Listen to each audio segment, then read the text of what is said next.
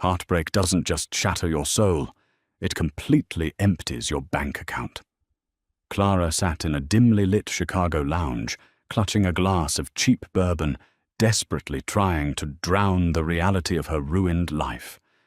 She was overweight, entirely broke, and utterly alone. Or so she thought. Up in the VIP booth, shrouded in velvet shadows, a ruthless syndicate boss watched her every move mesmerized. Her nightmare was ending, but a much more dangerous game was just beginning.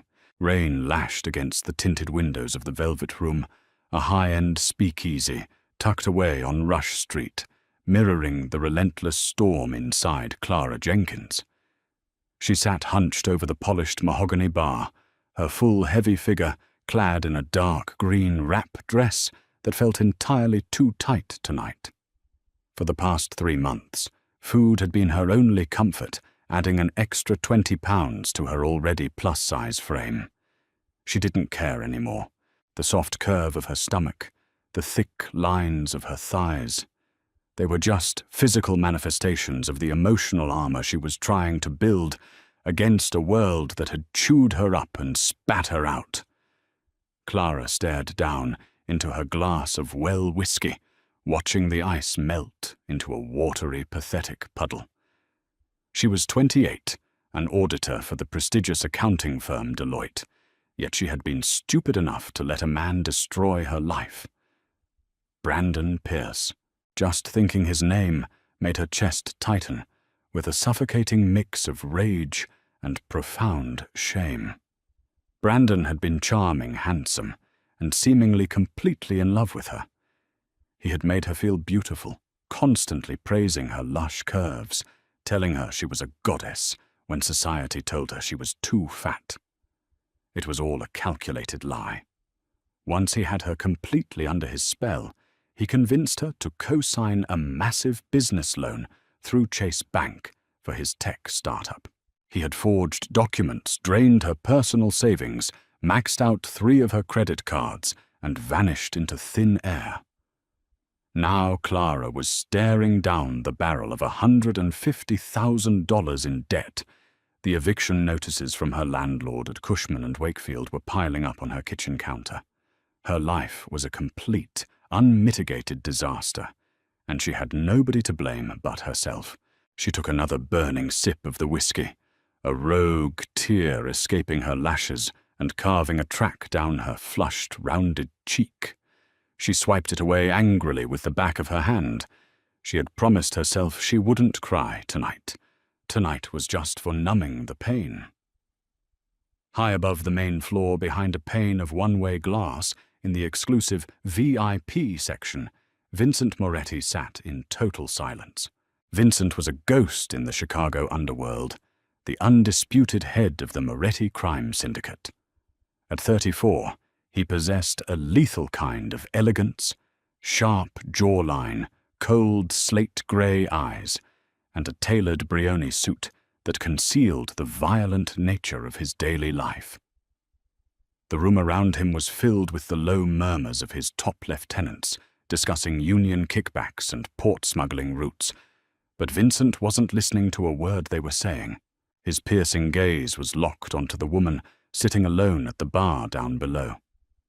"Boss, the shipment from Miami gets here Tuesday," Leo, his underboss, muttered, tapping a cigar against a crystal ashtray. "If the feds are watching the docks, we might need to reroute through the Cicero warehouse." Vincent raised a single finger, silencing Leo instantly. He leaned forward, resting his forearms on the glass overlooking the lounge.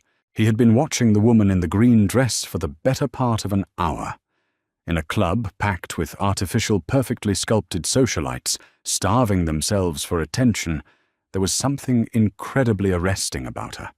She was undeniably full-figured, her thick, gorgeous curves spilling softly against the bar stool, her dark hair cascading in messy waves down her back.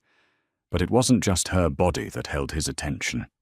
It was her absolute, crushing sorrow. Vincent lived in a world built on deception, where smiles were weapons and laughter was a negotiation tactic. The raw, unfiltered agony radiating from this woman was the most honest thing he had seen in years.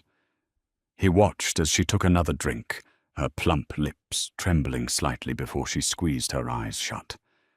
A strange, unfamiliar protectiveness flared in his chest. He didn't know her name. He didn't know her story.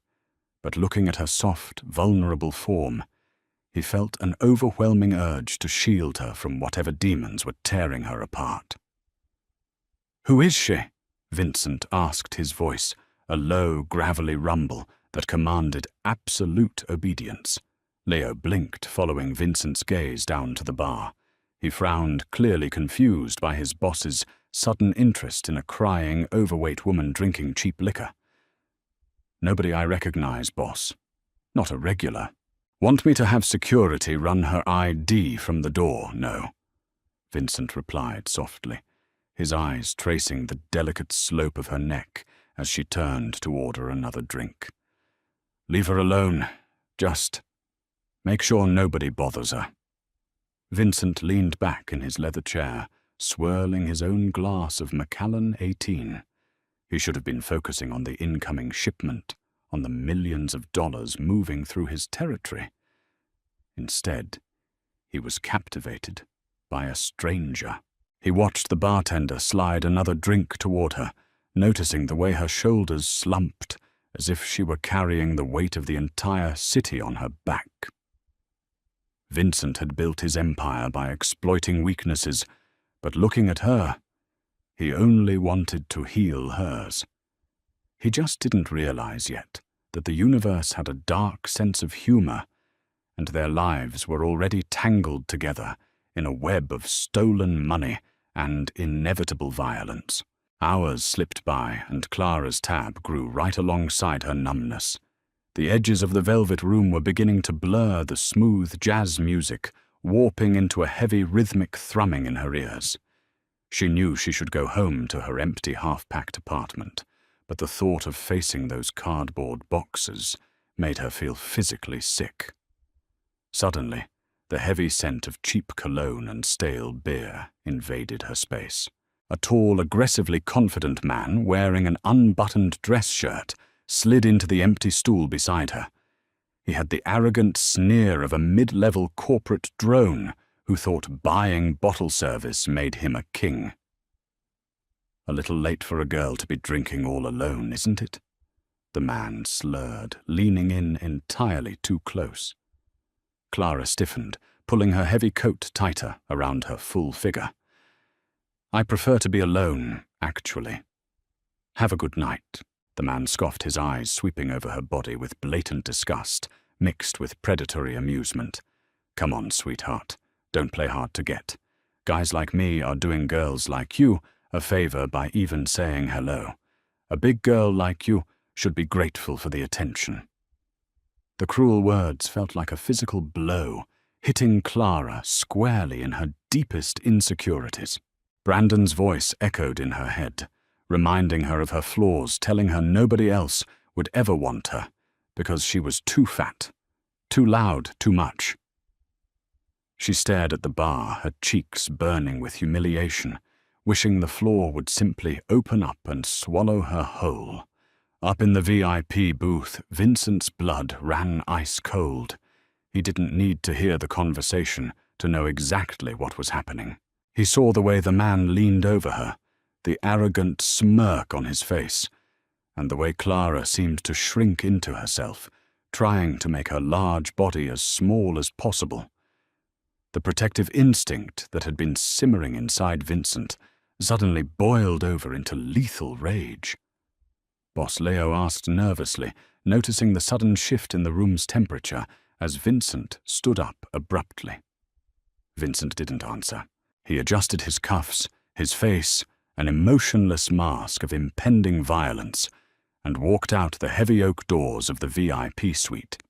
He descended the spiral staircase, slowly, his presence parting the crowded dance floor like Moses parting the Red Sea.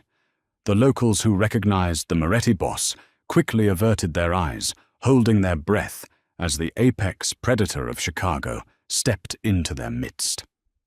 Down at the bar, The drunken man reached out, wrapping his hand forcefully around Clara's wrist.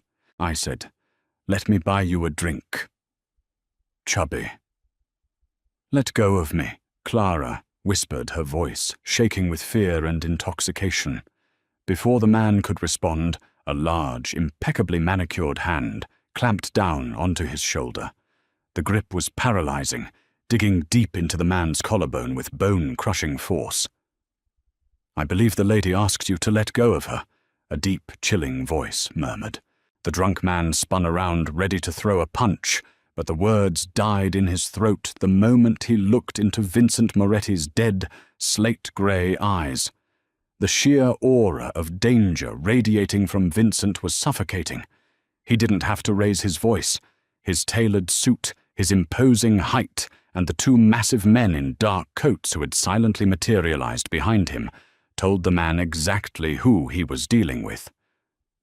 "I was just leaving," the man stammered, his face draining of all color. "You were." Vincent agreed softly, releasing the man's shoulder. "If I ever see your face in this city again, I'll have my men break both of your legs." "Now walk." The man stumbled backward, practically tripping over his own feet as he sprinted for the exit. Clara sat frozen, her heart hammering against her ribs as she stared at the terrifying, ridiculously handsome stranger who had just saved her. Vincent turned his attention to her, the lethal coldness in his eyes melting instantly into something entirely different, something warm, dark, and possessive. "Are you all right, Vincent?" asked his voice, softening, as he slid into the stool the drunk had just vacated. "Yes. Thank you," Clara stammered, pulling her wrist against her chest. She felt wildly out of place next to him. He looked like a billionaire, flawless and dangerous, while she was a heartbroken, overweight auditor with mascara running down her face. "You really didn't have to do that." "I wanted to," Vincent said simply. He signaled the bartender. "A glass of Macallan 18 for the lady. And some water." He looked back at Clara, his gaze sweeping over her face. "I'm Vincent." "Clara," she whispered, mesmerized by the intensity of his stare. He wasn't looking at her the way men usually did, with pity or dismissal. He was looking at her as if she were the only woman in the entire room. "Why is a woman like you drinking well whiskey and crying alone on a Tuesday night, Clara Vincent?" asked gently, his eyes mapping the soft contours of her face. Maybe it was the alcohol, or maybe it was the exhaustion of holding it in for months. But the dam finally broke. Clara found herself spilling everything to this gorgeous stranger. She told him about her dead-end job at Deloitte, the crushing debt, her insecurities about her weight, and the man who had destroyed her. He took everything. Clara sobbed quietly, taking a sip of the expensive scotch Vincent had bought her. "He made me believe he loved me. He loved my body, my mind. But he just wanted my credit score. Now he's gone and I'm drowning." Vincent reached out his warm thumb, gently wiping a tear from her cheek. The physical contact sent a jolt of electricity straight through Clara's spine. "What was his name?" Vincent asked quietly. "Brandon. Brandon Pierce." Clara choked out, staring down at her lap. Vincent's hand stilled on her cheek. The air in his lungs vanished. Brandon Pierce. Vincent knew exactly who Brandon Pierce was. 3 weeks ago, Brandon Pierce had borrowed $2 million from the Moretti Syndicate to fund a ghost tech company using falsified bank records. When it was time to pay the first installment, Brandon had vanished. Vincent had already put a hit out on him. Brandon Pierce was a dead man walking. Vincent looked at the soft, heartbroken woman sitting beside him. She had no idea she was sitting next to the head of the Mafia. She had no idea her ex-boyfriend had stolen from the most dangerous man in the Midwest, The universe had just dropped Brandon Pierce's biggest victim right into Vincent's lap as the perfect leverage. But as Vincent looked at Clara's trembling lips and the vulnerable curve of her waist, he realized leverage was the last thing on his mind. He didn't want to use Clara to find Brandon. He wanted to protect her. And then he was going to make Brandon Pierce suffer in ways he couldn't possibly imagine. Silence stretched between them, heavy and suffocating, as Vincent processed the name. Brandon Pierce. The absolute audacity of the universe to drop this specific woman right next to him at the exact moment his men were turning Chicago upside down, looking for that exact miserable coward. Vincent's jaw tightened, the muscles ticking beneath his jawline. The man who had humiliated this beautiful, vulnerable woman sitting beside him was the very same man who had stolen $2 million from the Moretti syndicate. It was a coincidence so astronomical, it felt like divine intervention. Vincent looked at Clara, his slate-grey eyes softening as he took in her tear-stained face. She sat hunched, her thick arms wrapped defensively around her plush middle, clearly expecting him to laugh at her pathetic story or simply walk away.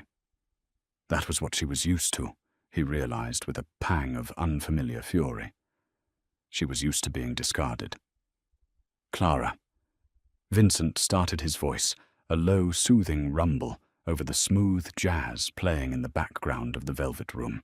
I need you to listen to me very carefully. You are not going to pay a single dime of that $150,000, and Brandon Pierce is never going to hurt you again. She let out a wet, bitter laugh, shaking her head. The movement made her dark, messy waves fall over her shoulders. You're very sweet, Vincent. Really you are. But you don't understand. Chase Bank doesn't care about my broken heart. Cushman and Wakefield doesn't care that my ex-boyfriend is a con artist. The contracts have my signature on them. It's my debt, my ruined life. I am a man who solves problems for a living, Vincent replied smoothly, leaning closer so his shoulder brushed against hers. The heat radiating from his large frame made Clara's breath hitch. I specialize in debt recovery and financial restructuring. Consider it fate that I sat down next to you tonight. Clara looked at him, really looked at him this time. He was wearing a custom Brioni suit that probably cost more than her car. His watch was a Patek Philippe, gleaming subtly in the dim lighting. He exuded wealth power and an unmistakable aura of danger. He didn't look like a financial consultant. He looked like a king who conquered nations. "Why would you help me?" she asked, her voice trembling. "You don't know me. I'm a mess. I'm broke. I'm overweight, and I cry in bars." Vincent reached out his long fingers, gently grasping her chin and tilting her face up, so she was forced to look into his eyes. "You are beautiful," he stated, the absolute conviction in his tone, leaving absolutely no room for argument. "Your curves are perfect. Your mind is clearly brilliant if you work for Deloitte. Brandon Pierce didn't leave you because you weren't enough, Clara. He ran away because he is a coward and a thief. And as for why I want to help you, let's just say I have a personal aversion to men who exploit innocent people." Before Clara could process the sheer intensity of his compliment, a wave of sheer exhaustion crashed over her. The adrenaline of the confrontation with the drunk, mixed with the whiskey and the heavy emotional toll of the night, finally caught up to her. She swayed on the bar stool, her vision blurring at the edges. Vincent caught her effortlessly, his strong arms wrapping around her thick waist, easily supporting her weight. She felt soft and warm against him, fitting perfectly into his chest. "Leo." Vincent snapped his voice, instantly dropping the gentle tone he had used with Clara, shifting back to the icy command of a syndicate boss. His underboss materialized from the shadows in less than 3 seconds. "Yes, boss. Bring the car around to the private alley exit." "Now," Vincent ordered.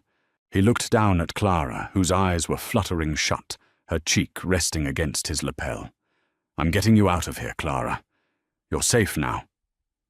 Within minutes, they were sliding into the cavernous back seat of a black, armor-plated Mercedes Maybach. The city lights of Chicago blurred past the tinted windows, reflecting off the wet pavement of Michigan Avenue. Clara was half asleep, nestled securely in the crook of Vincent's arm. He held her with a fierce, possessive grip, his mind spinning with violent calculations. He couldn't take her back to her apartment. If Brandon was desperate and stealing from the Mafia meant he was definitely desperate, he might try to crawl back to Clara, to use her again, or hide out at her place. Vincent would not let that happen. "Where to, boss?" the driver asked, keeping his eyes firmly on the road ahead. "The Ritz-Carlton residences, the private penthouse," Vincent commanded. Leo, sitting in the passenger seat, turned his head slightly, his eyes wide with shock. "Boss, the penthouse. Are you sure we haven't vetted her? She could be. She is exactly who she says she is." "Leo," Vincent interrupted his voice, cutting through the car like a steel blade. "I want a security detail on the penthouse floor 24 hours a day. Nobody goes in or out without my explicit permission. And Leo, yeah, boss. Pull all the files we have on Brandon Pierce's associates. Check his phone, pings his credit card transactions, everything. He has 150,000 of her money and 2 million of mine. I want him found by tomorrow." Vincent looked down at the sleeping woman in his arms. She was breathing softly, her full lips parted slightly, her thick thighs resting heavily against his leg. For years, Vincent had been completely consumed by the syndicate, by the violence the territory wars, and the relentless pursuit of power. He had built a fortress around his heart, letting no one in. Yet in a matter of hours, this broken, full-figured auditor had bypassed every single one of his defenses without even trying. He was going to get her money back. He was going to rebuild her shattered confidence. And then he was going to show her exactly what happened to monsters like Brandon Pierce when they stepped into the territory of a much bigger, much darker predator. The web was tangled, but Vincent held every single string. Morning sunlight poured through the floor-to-ceiling windows of the Gold Coast penthouse, painting the sprawling luxury apartment in warm, golden hues. Clara shifted on the massive king-sized bed, groaning as a dull headache throbbed behind her temples.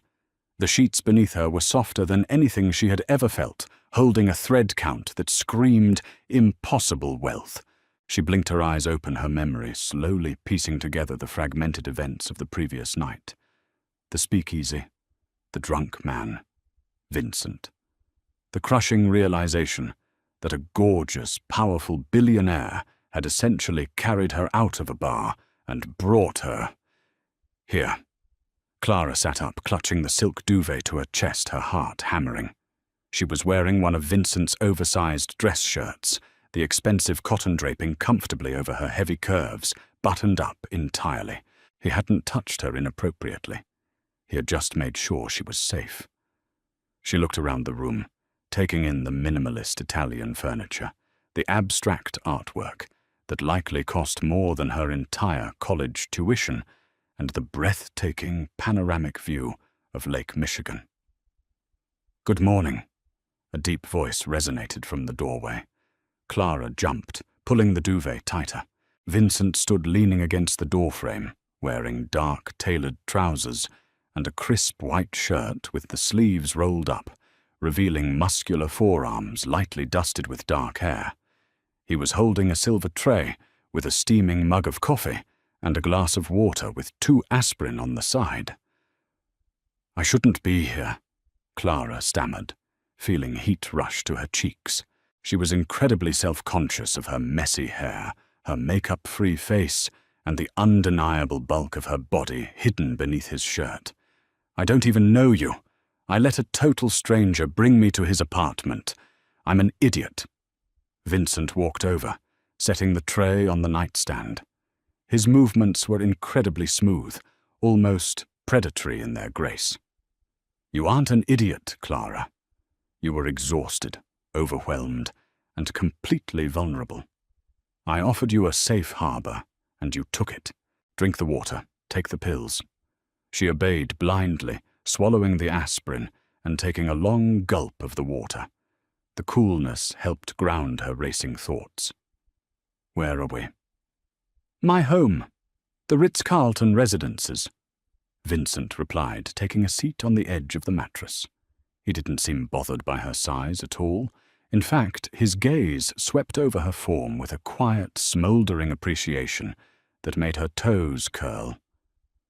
"Your clothes have been dry cleaned and are hanging in the bathroom, but right now we need to talk about your situation."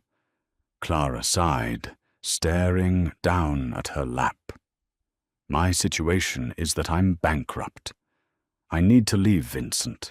I have to go beg the partners at Deloitte not to fire me, because my credit score is about to hit rock bottom." "You aren't going to work today," Vincent stated calmly, "and you aren't going back to your apartment." Clara frowned, a spike of irritation breaking through her anxiety. "Excuse me, you don't get to tell me what to do. You bought me a drink, you didn't buy my life." Vincent actually smiled at that, a dark, devastating smirk that completely transformed his face. "I like your fire. But listen to me, Clara. Brandon Pierce didn't just steal from you. He stole from some very dangerous people in this city, people who are currently looking for him.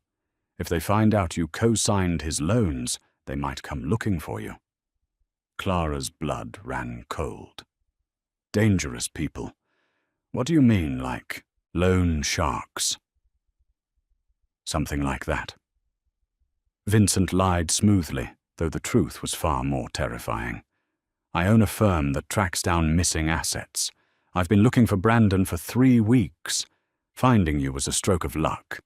But it also puts you in the crosshairs. You need to stay here under my protection until I resolve this." Before Clara could process the magnitude of what he was saying, her cell phone, which was sitting on the nightstand next to the coffee, buzzed aggressively. The screen lit up, displaying a blocked caller ID. Clara froze, staring at the phone as if it were a venomous snake. Vincent's eyes narrowed. He picked up the phone, sliding his thumb over the screen to answer it, and hit the speaker button before holding it out between them. "Clara!" A panicked, breathless voice crackled through the speaker. Clara gasped, clapping a hand over her mouth. It was Brandon. "Clara, baby, please tell me you're there." Brandon begged, his voice laced with pure terror. "I messed up. I messed up so badly. I need your help." Vincent's expression instantly turned to pure ice, his grey eyes darkening into an abyss of promised violence. He pressed a finger to his lips, signaling Clara to stay quiet and listen. "I know I took the money." Brandon continued, frantically, completely unaware that his worst nightmare was listening on the other end of the line. "But I have a plan to fix it.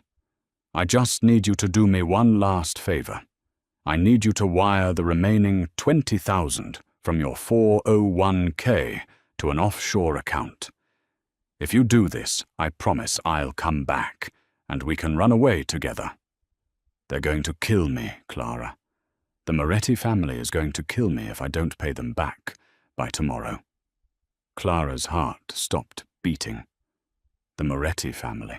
She didn't know much about the criminal underworld, but even she had heard whispers of the Moretti Syndicate, the most ruthless, bloodthirsty mafia family in Chicago. Brandon hadn't just taken a bad business loan. He had stolen from the mob. "Clara, please!" Brandon sobbed. "Meet me at the old Cicero warehouse at midnight.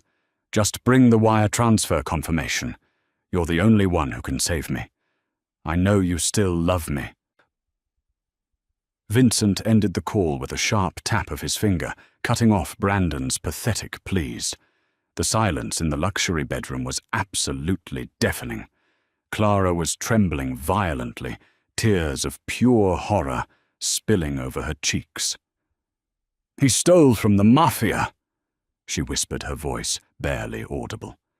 "He wants me to go to a warehouse to meet him. They'll kill me too."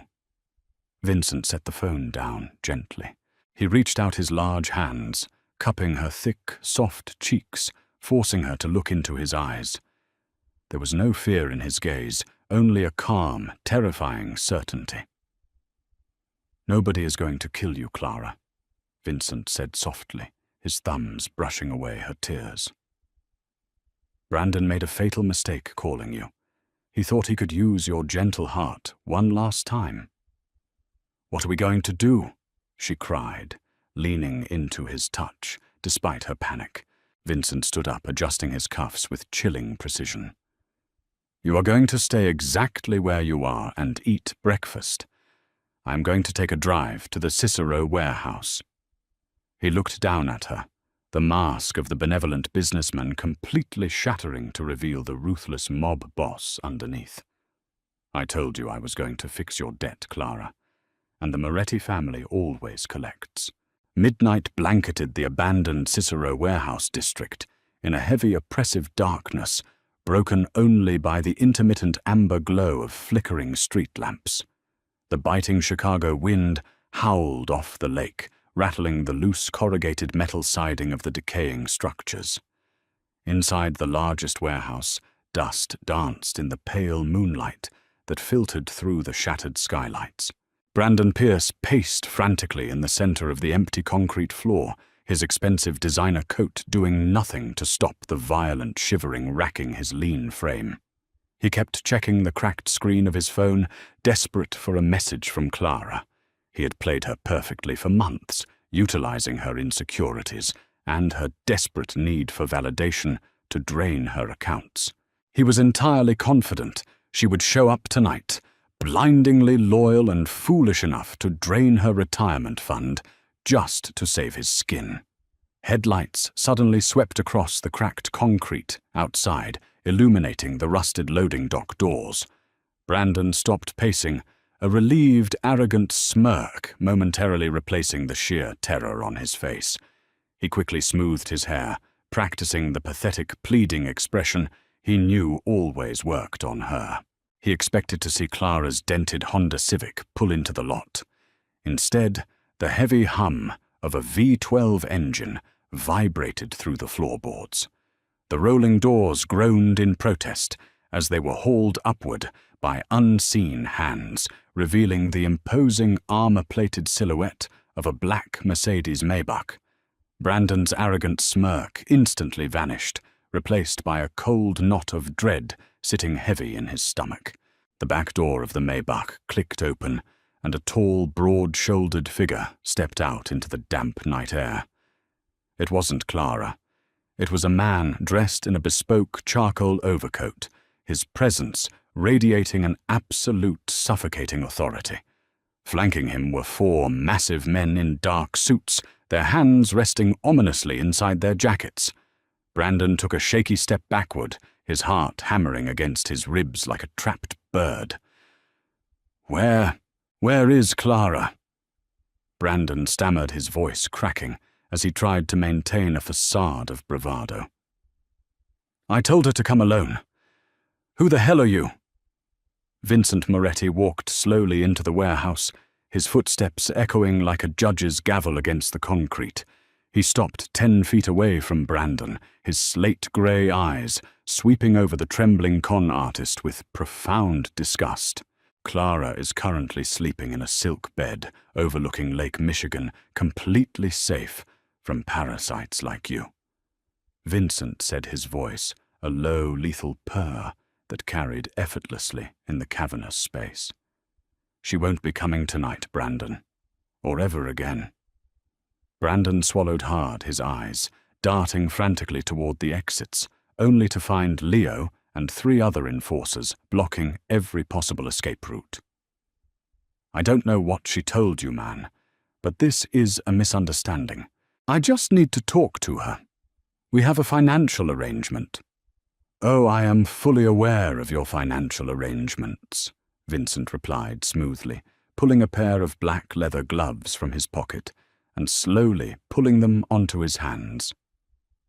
"I know all about the forged Chase Bank documents. I know about the maxed-out credit cards. I know you left a sweet, vulnerable woman with $150,000 of your debt while you ran off to play pretend with money that didn't belong to you." "She signed those papers willingly," Brandon shouted, panic elevating his pitch.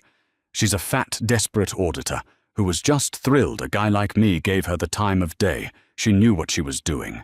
Look, just let me see her and I'll get the money to pay back." He trailed off, finally looking closely at the man standing before him. The icy grey eyes, the aristocratic jawline, the terrifying stillness. The whispers of the Chicago underworld suddenly slammed into Brandon's mind. "You!" Brandon choked out all the blood completely draining from his face. "You're Vincent Moretti. And you are $2 million in debt to my family," Vincent confirmed softly, taking another step forward. The air in the warehouse seemed to freeze. "You stole from my syndicate, Brandon. And then, in a display of truly spectacular stupidity, you stole from a woman that I have decided belongs under my protection. You made her cry. You made her feel worthless. I take a very personal offense to both of those infractions." "Please!" Brandon begged, dropping abruptly to his knees on the filthy concrete. Tears of genuine pathetic terror streamed down his face. "Please, Mr. Moretti. I have the money. I hid it in an offshore account in the Caymans. I can wire it all back to you right now. Just let me live. I'll give you everything, I swear to God." Vincent stared down at the groveling man, his expression completely devoid of mercy. He snapped his fingers. Leo stepped forward, carrying a sleek silver laptop, which he forcefully shoved into Brandon's trembling hands. "Log in," Vincent commanded. "First, you are going to wire exactly $150,000 directly to Chase Bank, paying off the loan in Clara's name. Then you are going to transfer the remaining balance of the $2 million back to my syndicate's holding account." Brandon's fingers shook violently as he opened the laptop, scrambling to type in his credentials. He desperately navigated the banking portals, transferring the stolen funds, just as Vincent ordered. "It's done. It's done, see?" Brandon sobbed, turning the screen toward Vincent. "The debt is clear. Clara is free. You have your money back. We're square right. Please tell me we're square." Vincent glanced at the screen confirming the transfers. He nodded slowly to Leo, who firmly shut the laptop and stepped back. "Clara's debt is cleared," Vincent agreed, his voice dropping to a terrifying whisper.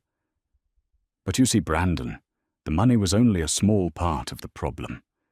The real issue is the disrespect. You humiliated a woman I value. You insulted her body, her mind, and her trust. I'm sorry, I'll apologize to her. I'll tell her she's beautiful. I'll tell her anything," Brandon shrieked, crawling backward, as Vincent's enforcers began to close the circle around him.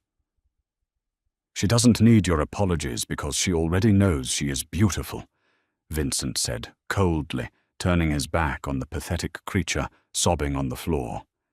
He began walking back toward the idling Maybach. "She doesn't need to hear another word from you ever again." "Wait, where are you going? You said we were square," Brandon screamed, scrambling to get up before Leo planted a heavy steel-toed boot firmly into his chest, pinning him to the floor. Vincent paused at the door of his car, looking back over his shoulder. The moonlight caught the lethal, unforgiving edge of his profile. "I said Clara's debt was cleared. I never said you were forgiven. Leo, take him to the docks. Make sure he understands the exact price of stealing from the Moretti family."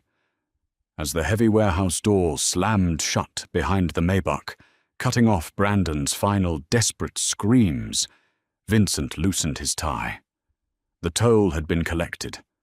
Now he had to return to the penthouse and face the one woman who had the power to make the king of the Chicago underworld completely lose his mind. Sleep completely eluded Clara. She paced the length of the sprawling moonlit penthouse, her bare feet sinking into the plush Persian rugs. The silence of the luxury apartment was maddening, leaving her alone with her racing thoughts. Vincent had been gone for 2 hours. 2 hours since Brandon's panicked phone call. 2 hours since this mysterious, impossibly handsome billionaire had promised to fix everything.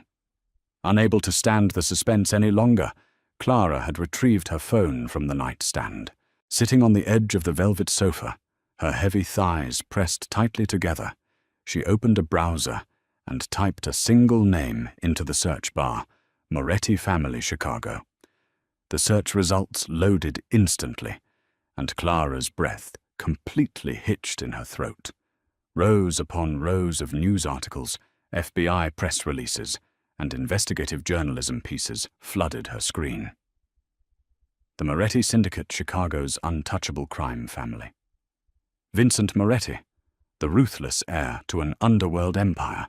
She clicked on the Images tab, her hands shaking violently. There he was. Photographs of Vincent leaving federal courthouses, completely unbothered pictures of him attending high society galas, flanked by dangerous-looking men, and diagrams mapping out his alleged control over the city's illegal gambling and smuggling rings. The man who had gently wiped her tears, who had bought her expensive scotch, who had carried her sleeping, overweight body into his penthouse, was a Mafia boss, the most feared man in the Midwest. Clara dropped the phone onto the glass coffee table as if it had burned her. Panic, thick and suffocating, rose in her chest. She was locked in the penthouse of a mobster. Brandon hadn't just stolen from dangerous loan sharks. He had stolen from a man who commanded a literal army of killers. And now she was sitting in that man's living room wearing his shirt. The quiet hum of the private elevator opening shattered the silence. Clara leapt up, retreating behind the sofa, her heart pounding a frantic rhythm against her ribs. Vincent stepped into the dimly lit living room, shrugging off his heavy charcoal overcoat. He looked impeccably composed, not a single hair out of place, but there was a dark, dangerous energy lingering around him, a heavy scent of cold wind and something metallic. He paused, his sharp eyes, instantly finding her cowering behind the furniture. He didn't miss the glowing screen of her phone resting on the glass table. "You're awake," Vincent noted softly, his voice devoid of the lethal edge he had used at the warehouse. He slowly unbuttoned his cuffs, rolling them up to reveal his muscular forearms. "You're Vincent Moretti," Clara blurted out, her voice trembling violently. She clutched the oversized shirt tightly around her thick waist, suddenly feeling incredibly exposed. "You're the head of the Mafia, the cartel, the syndicate, whatever they call it." Vincent didn't deny it. He didn't flinch. He simply walked over to the sprawling wet bar, poured himself a glass of neat whiskey, and turned to face her. "I am. And judging by the absolute terror on your face, I assume you've spent the last hour reading the sensationalized garbage the Chicago Tribune prints about me." "Is it garbage?" Clara challenged, tears of fear springing to her eyes. "Brandon called you. He was terrified. He said your family was going to kill him. Did you hurt him?" Vincent took a slow sip of his drink, his slate-grey eyes locking onto hers with a hypnotic intensity. "Brandon Pierce is no longer a problem. He has officially wired the full $150,000 directly to Chase Bank. The loan in your name is entirely paid off, Clara. You are free of your debt. You will never see or hear from him again." Clara gasped, her hands flying up to cover her mouth. The crushing, suffocating weight that had been destroying her life for months was suddenly miraculously gone. But the relief was instantly overshadowed by the chilling realization of how it had been accomplished. What did you do to him, Vincent? You killed him, didn't you? I secured your financial freedom, Vincent corrected, smoothly setting his glass down and slowly crossing the room toward her. Clara instinctively took a step back, but her back hit the floor-to-ceiling window. She was trapped. What happens to men who steal from my family is not your concern. Your concern is that you are safe, your credit is restored, and the man who broke your heart has paid for his sins.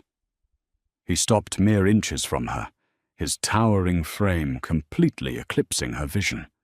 The heat radiating from him was intoxicating, a dangerous magnetic pull that completely scrambled Clara's senses. She should be terrified. She should be screaming for the police. But as she looked up into his eyes, she didn't see a cold-blooded killer. She saw a fierce, unyielding protector. "Why?" Clara whispered, her voice breaking.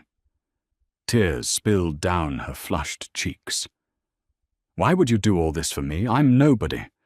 I'm just a fat, broken accountant who was stupid enough to get conned. You could have any supermodel in this city. Why do you care what happens to me?" Vincent's jaw clenched. He reached out his large, warm hands, gently gripping her thick hips, entirely unbothered by her size. In fact, his fingers pressed possessively into her soft curves, holding her firmly in place. "Stop insulting yourself," he commanded, his voice, a low, rough growl that sent shivers straight to her core. "Stop echoing the words of a dead man. You think I want a starving, hollow socialite? I look at you, Clara, and I see a woman with a brilliant mind, a beautiful, lush body, and a heart so full of loyalty it blinded you." Clara sobbed, shaking her head, trying to deny the intoxicating validation he was pouring over her battered self-esteem. "You don't even know me." "I know enough," Vincent countered fiercely, leaning down until his forehead rested against hers. "I know that when you walked into that bar, completely shattered, you eclipsed every other person in the room. I know that I have spent my entire life building an empire of violence, and the only thing I want to use it for right now is to build a fortress around you." He slowly dragged his thumb across her lower lip, his gaze dropping to her mouth. "You aren't a hostage here, Clara. The door is unlocked. Your debt is cleared. You can walk out right now and go back to your quiet, safe life." "I won't stop you." He paused, his breath ghosting over her lips, his voice dropping to a desperate whisper. "But I am a very selfish man, and I am asking you to stay." Clara stood frozen against the cold glass of the floor-to-ceiling window, the bustling lights of the Chicago skyline completely blurring behind her. Vincent's plea hung heavily in the quiet space of the penthouse. He was a monster to the outside world, a man who dealt in violence and blood. Yet here he was, stripping away every ounce of his armor, just to ask her to stay. She looked down at his large hands, resting firmly, reverently on her heavy hips. For the first time in her 28 years of life, a man was not asking her to shrink to diet or to change. He was begging her to remain exactly as she was. "You're a dangerous man," Clara whispered, her breath catching, as his thumbs began to slowly stroke the soft curves of her waist. "Only to those who try to hurt you." Vincent murmured, his slate-grey eyes burning with an intense, unwavering devotion. "To you, Clara, I am whatever you need me to be. A shield, a weapon, a partner." The last word shattered the final remnants of her hesitation. Clara reached up, her thick fingers tangling into the crisp collar of his white dress shirt. She pulled him down, closing the small distance between them, and pressed her lips against his. The kiss was explosive, a desperate collision of two entirely different worlds. Vincent groaned, a deep, guttural sound of pure victory, as his arms wrapped entirely around her lush figure, lifting her slightly off the ground. He kissed her with the same ruthless precision he used to rule the underworld, possessive, overwhelming, and entirely consuming. Clara didn't pull away. She melted into his heat, finally letting the broken, insecure auditor die and allowing the woman Vincent saw in her to take her first breath. 6 months later, the grand ballroom of the Drake Hotel was a dazzling sea of glittering chandeliers, flowing champagne, and the absolute elite of Chicago's high society. The annual Winter Charity Gala was the most exclusive event of the season, a place where billionaires, politicians, and socialites gathered to parade their wealth. Clara stood near a towering ice sculpture, completely holding court. She was no longer the crying, desperate woman drowning her sorrows in cheap whiskey at a dive bar. She wore a custom emerald green gown by Oscar de la Renta that hugged every single one of her plus-size curves with unapologetic glamour. A diamond Bulgari necklace rested against her collarbone, a quiet, breathtaking testament to the man standing just a few feet away, watching her with a predatory pride. Clara Jenkins, is that you?" Clara turned gracefully, her manicured hand resting lightly on her hip. Standing before her was Richard Lawson, a senior partner at Deloitte, and her former boss. Richard was a notoriously cruel man who had spent years passing Clara over for promotions, frequently making subtle, degrading comments about her weight and her lack of corporate image. Well, Richard's eyes bulged as he took in her stunning appearance, the undeniable aura of power radiating from her, and the staggering wealth draped around her neck. I hardly recognized you," Richard stammered, his trademark arrogance faltering.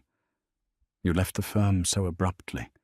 We heard rumors you had a financial meltdown, yet here you are at a $10,000 a plate dinner." He sneered slightly, unable to help himself.